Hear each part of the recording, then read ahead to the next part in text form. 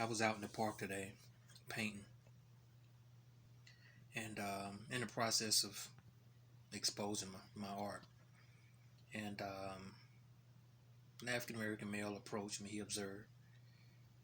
And by the time he arrived, there was a Caucasian couple there.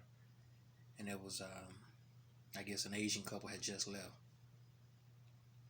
Meaning there was this one Caucasian woman, single, standing off, older woman.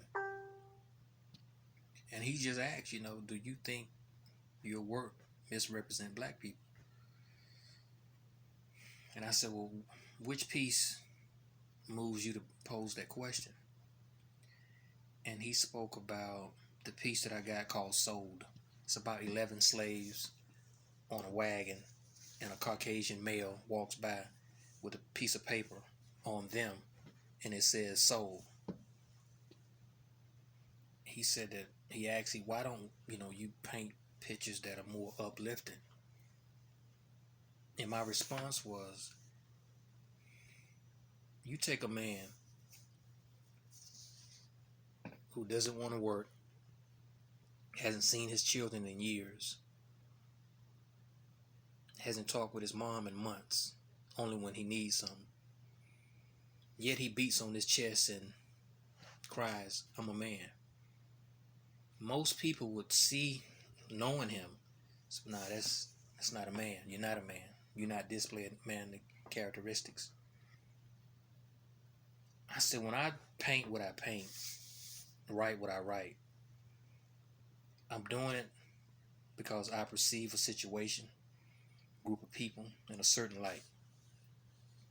And I said, looking at where African American people are, nothing has changed. I don't see Caucasian people having to repeatedly protest for white privilege. It's established. It's on the lock and key. They protect that. But I see black folks always having this desire, this need to repeatedly protest, to fight for change.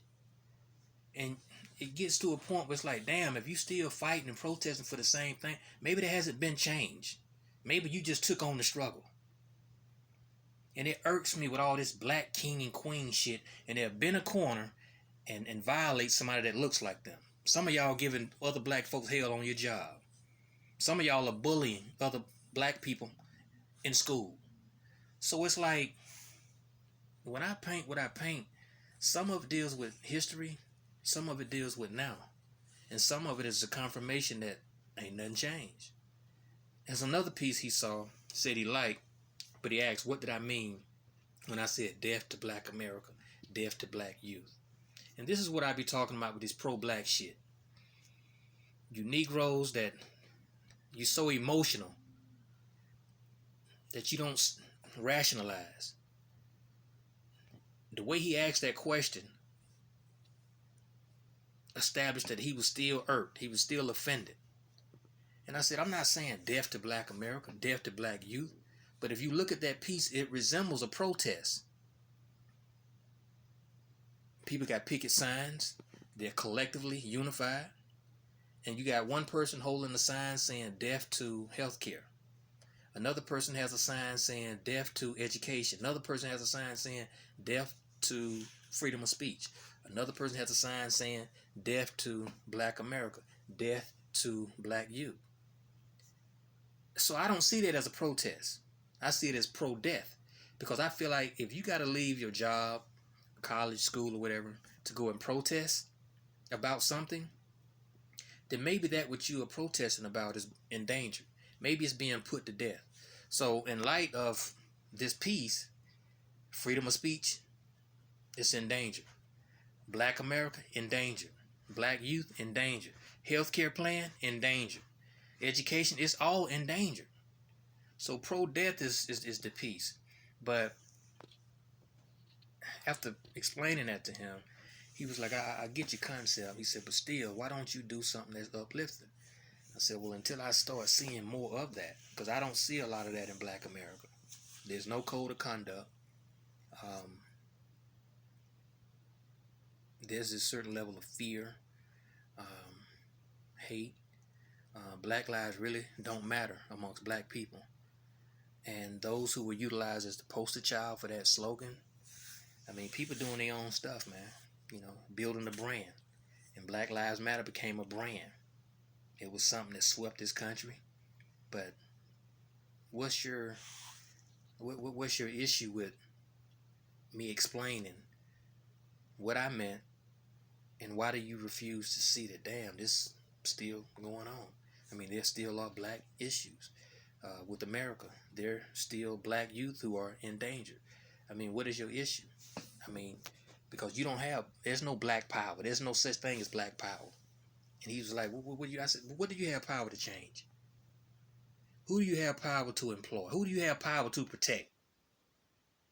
For about 2 or 3 years, it was continuously videos, black males being gunned down, adolescents, the whole nine.